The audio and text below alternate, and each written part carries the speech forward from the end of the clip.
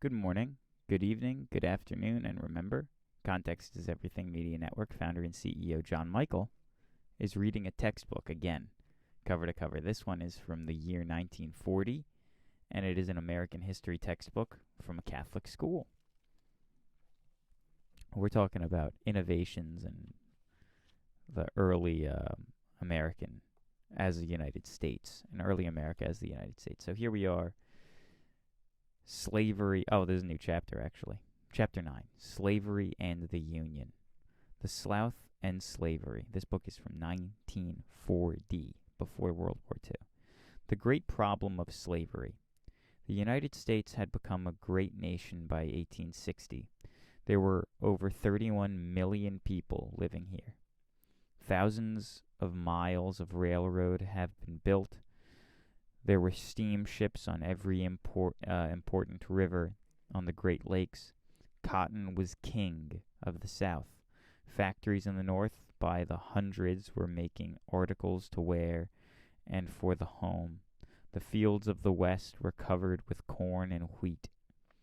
Every ship sailing to America was filled with sturdy immigrants. The Irish and Germans came in large numbers. This was all very fine, but there was a great danger which was threatening the very life of the Union. This danger was the slavery question. Slavery was like an open sore that would not heal. Slavery was an old problem. It began in 1619 when a Dutch ship brought a cargo of Negroes to the Jamestown settlement. The book's from 1940. These poor people had been captured in Africa. Then they were taken ashore and sold to the Virginia planters as slaves. The right of slaves as human beings was not respected. They belonged to their masters as much as a horse or a cow or a piece of land. Slavery, North and South. Even in the North, in the early days, few people objected very strongly to slavery. Some New England ship owners made fortunes selling slaves to the Southerners. The people of New England did not need slave labor. New England farms were small. They were worked by people who lived on them. Again, the climate was too cold for Negroes who came from the hot parts of Africa. Books from 1940. Slavery, therefore, was not profitable in the North. This is one reason why it died out. Another reason was that there were people in the North who really hated slavery. They realized that it was unjust to deny slaves their liberty. Conditions in the South favored slavery. The climate was warm, the plantations were large, and cheap labor was needed. More and more slaves were needed after the invention of the cotton gin. On large plantations, slaves lived in cabins like those in the picture.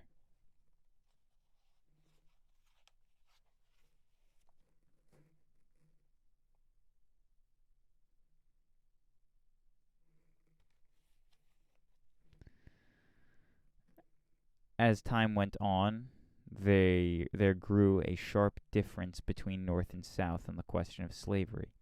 The North commenced to think that it was wicked to keep human beings as in slavery. The South bitterly resented this viewpoint in the North. Southerners insisted that slavery was necessary. The slavery question was often hotly debated in Congress. There was a great orators and statesmen from both sides of the slavery question. Feeling often ran high. John C. Calhoun, Henry Clay, and Daniel Webster were forceful leaders at this time. Great speeches were made, both for and against slavery. John C. Calhoun. Calhoun in Congress. John C. Calhoun was a lawyer from South Carolina who entered politics and was elected into Congress. He served as Vice President of the United States under President Andrew Jackson. Later, he resigned from that office and was elected to the Senate.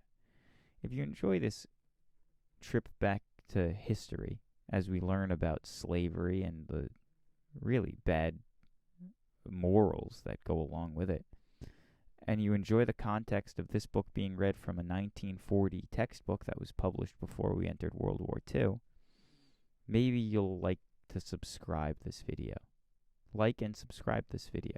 Like and subscribe to Context is Everything Media Network here.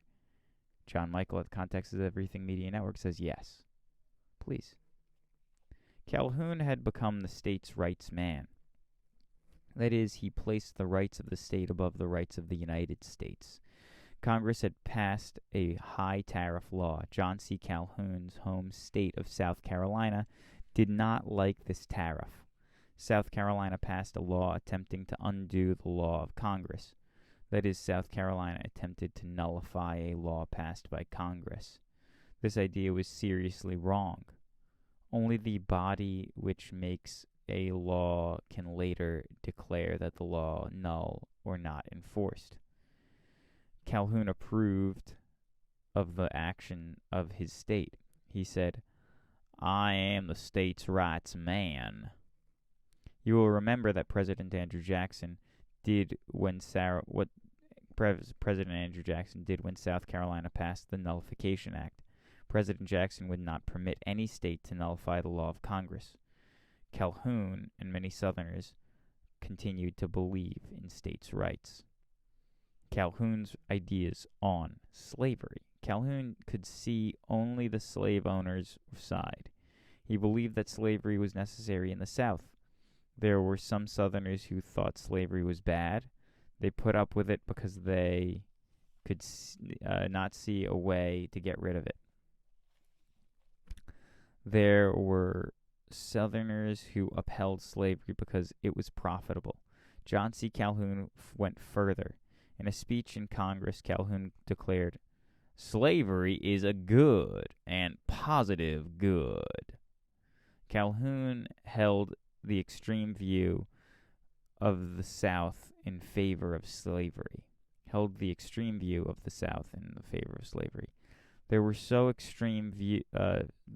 also extreme views in the North against slavery. Between these two opposites, there were men like Henry Clay. His life work was to preserve the Union and to keep peace between the sections of the country. He was a peace-loving man.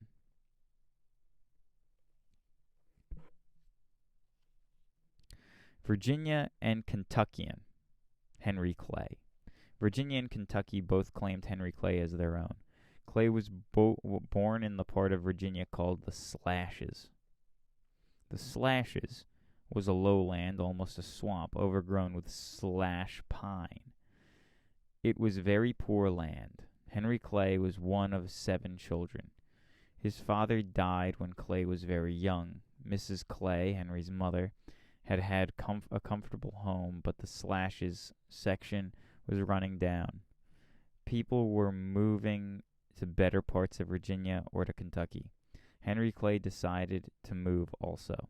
Clay in Kentucky. Clay built up a good law practice in Kentucky. People liked him. He took an interest in public matters and often spoke on the problem of the day. The greatest of these problems was slavery. Henry Clay thought and talked much about slavery. He believed that slaves should be freed, but he felt this could not all be done at one time. At different times, Clay freed some of his own slaves. Henry Clay became the United States Senator from Kentucky. He remained in Congress practically all the rest of his life. 3 times Clay was candidate for president, but he was never elected. No doubt the stand he took on slavery hurt his chances for election. Henry Clay believed in compromise. That is, he tried to please both sides. The great pacificator. Some of the presidents of Clay's time were almost forgotten. Although Henry Clay failed to be elected president, he will always be remembered. He is known in history as the Great Pacificator. That means that for many years, he did more than any other man to keep peace between North and South. The Missouri Compromise. Henry Clay brought about the first of the Great Compromise laws in 1820. This was the Missouri Compromise. Under this law, an imaginary line was drawn dividing the country into two sections. Slavery was forbidden north of this line, but permitted south of this line. There was peace for a time. It is well to remember these two facts about the Missouri Compromise. Missouri was admitted to the Union as a slave state. The rest of the land of Louisiana Territory north of the Missouri line was to be forever free. The slavery question was not settled. It kept coming up again and again. Every time a new territory was opened to settlement, there was another dispute. People from the South wanted to bring their slaves into new land. Settlers from the North wanted to keep the new territory free. Slavery was not permitted in free territory. Feeling between the North and South was becoming more bitter. The Compromise of 1850. There was a furious outburst of bad feeling in 1850. Each section wanted to control the great territory taken from Mexico. Henry Clay, now an old man, once more offered a compromise plan. Again, Clay tried to please both sides.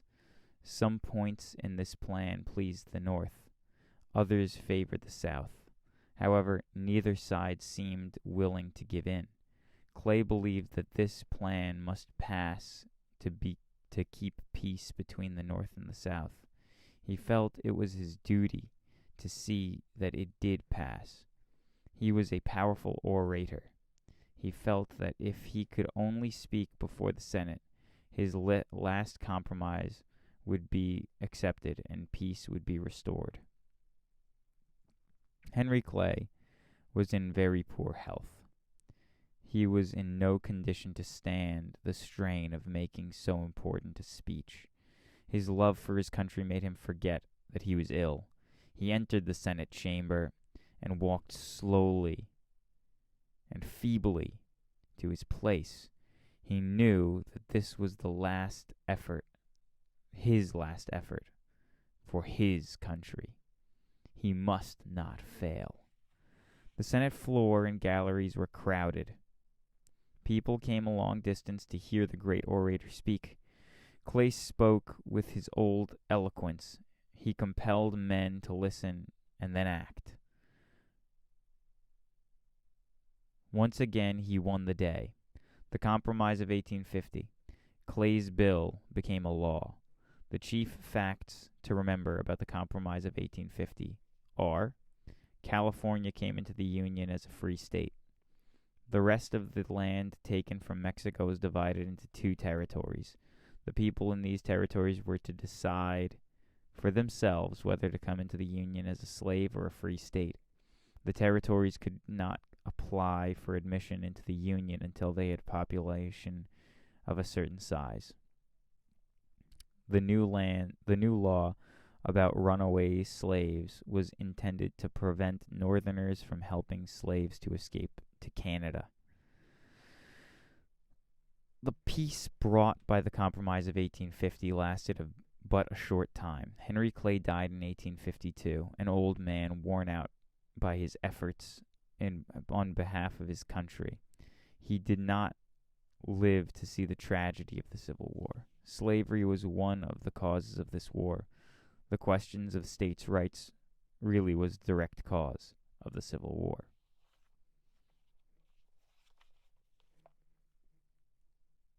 And while I show you this picture here of the United States in that time, free states, slave states, and all that, I remind you, if you're still watching, please subscribe. Context is Everything Media Network, reading a textbook from the year 1940 right now. The peace brought by the Compromise, did I already read that? I did. The question of states' rights really was the direct cause of the Civil War, it says here in this book from 1940, and that's actually the end of the chapter. So thank you for listening. That was pretty interesting because it gives you the way that a Catholic school would have taught about slavery in the years leading up to World War II, our involvement in it. This is John Michael, signing off. God bless.